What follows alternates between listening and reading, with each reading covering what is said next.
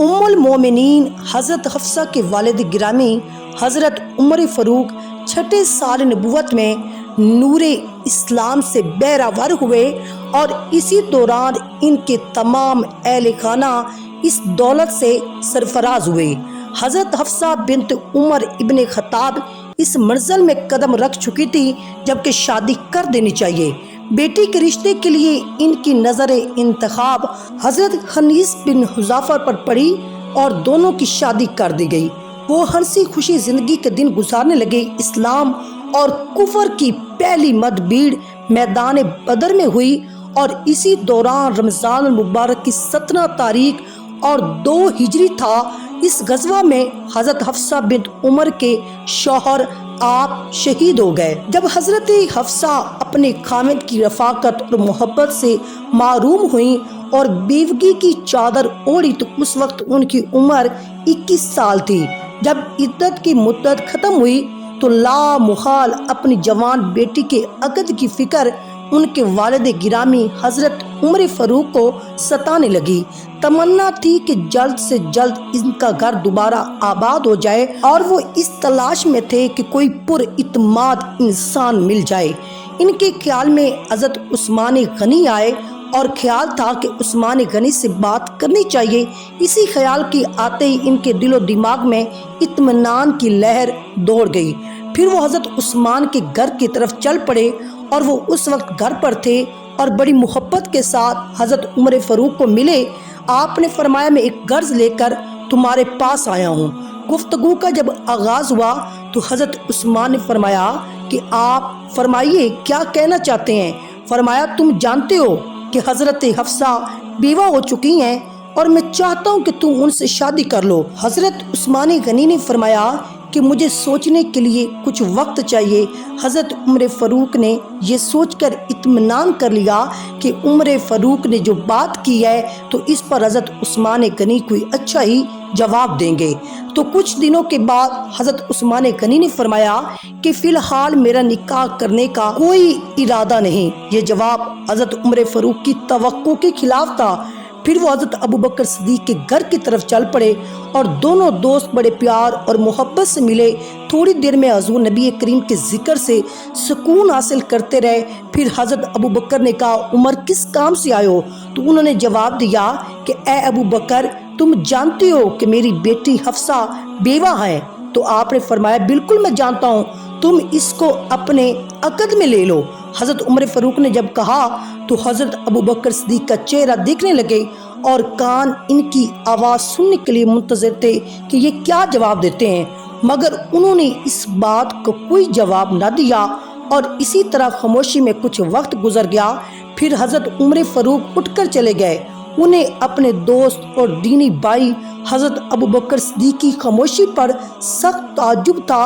وہ سوچ بھی نہیں سکتے تھے کہ وہ ایسا رویہ اختیار کریں گے۔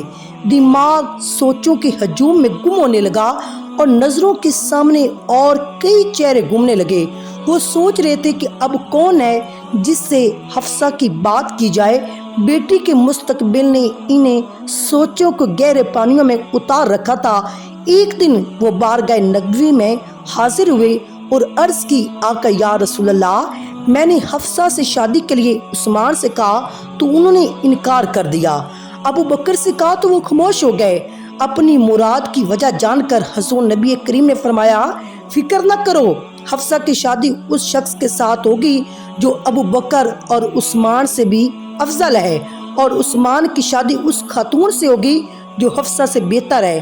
اپنے آقا اور مولا کی بات سن کر حضرت عمر فاروق کو اطمینان حاصل ہو گیا اور پھر حضور نبی کریم نے اپنے غلام جانثار حضرت عمر سے فرمایا کہ تم اپنی بیٹی کی شادی میرے ساتھ کر دو۔ اس سے بڑھ کر اور کیا خوش قسمتی ہو سکتی تھی حضرت عمر فاروق کے لیے اور ان کی بیٹی کے لیے۔ تو حضرت عمر فاروق نے اپنی بیٹی کا نکاح حضور نبی کریم کے ساتھ بعوض 400 درہم کر دیا اور وہ حرم نبی میں داخل ہو کر ام المومنین کی اعزاز سے مشرف ہو گئیں۔ یہ شادی شعبان 4 ہجری میں ہوئی اور اس نے حضرت عمر فاروق کو حضور نبی کریم کی اور قریب کر دیا اور ان کا قبیلہ عدی جس کے پاس سفارت کی ذمہ داریاں تھیں، آپ نبی کریم کے ساتھ رشتہ منسلک ہونے کے بعد اور قریب ہو گیا نبی کریم کے۔ جب حضرت حفصہ حضور نبی کریم کی زوجیہ سے سرفراز ہوئیں تو 2 ازواج اللہ کے رسول کی پہلے سے موجود تھیں، ایک حضرت سودا اور دوسری حضرت عائشہ۔ مسجد نبوی سے متصل ہی حضرت حارثہ بن نعمان کے مکانات تھے۔ جب رسالت مآب کسی خاتون کو شرف زوجیہ سے نوازتے تو وہ اپنا مکان خالی کر دیتے تھے۔ اسی طرح انہوں نے یکے بعد دیگر تمام مکانات اپنے محبوب کی نظر کر دیے، اور ان میں 4 مکان تو کچی اینٹوں کے بنے ہوئے تھے اور 5 مکان گارے اور کھجور کی شاخوں کے تھے۔ شادی کے بعد حضرت حفصہ کو جس مکان میں رکھا گیا وہ مشرقی جانب تھا۔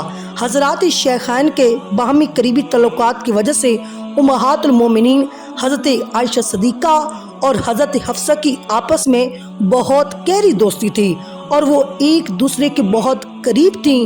ام المومنین حضرت حفصہ کے مزاج میں قدر تیزی تھی اور بعض اوقات گھریلو ماحول میں معمولی سی تلخی پیدا ہو جاتی، لیکن اس مبارک گھر میں جلدی یہ صورتحال محبت اور شفقت میں تبدیل ہو جاتی۔ جب اللہ کے رسول نے حضرت حفصہ کو طلاق دی اور طلاق کی خبر حضرت عمر فاروق تک پہنچی تو انہوں نے سخت فکر مندی اور گھبراہٹ کے عالم میں اپنے سر میں خاک ڈال کر کہا کہ جب میری بیٹی رسول اللہ کے عقد میں نہیں رہے گی تو اللہ تعالیٰ عمر کی کیا پرواہ کرے گا۔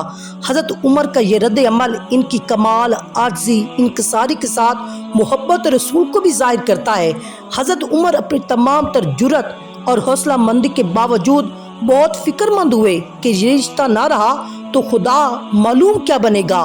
اللہ تعالیٰ نے ان کی التجا سنی اور جبریل امی کو بھیجا کہ میرے محبوب سے کہہ دیں کہ وہ حضرت حفصہ سے رجوع کر لیں، اور اس کا ایک سبب حضرت عمر پر اللہ تعالیٰ کی رحمت اور شفقت کا اظہار بھی ہے۔ آپ نے طلاق سے رجوع کر لیا، اور یہ واقعہ طلاق بہت سی احادیث کی کتابوں میں مذکور ہے۔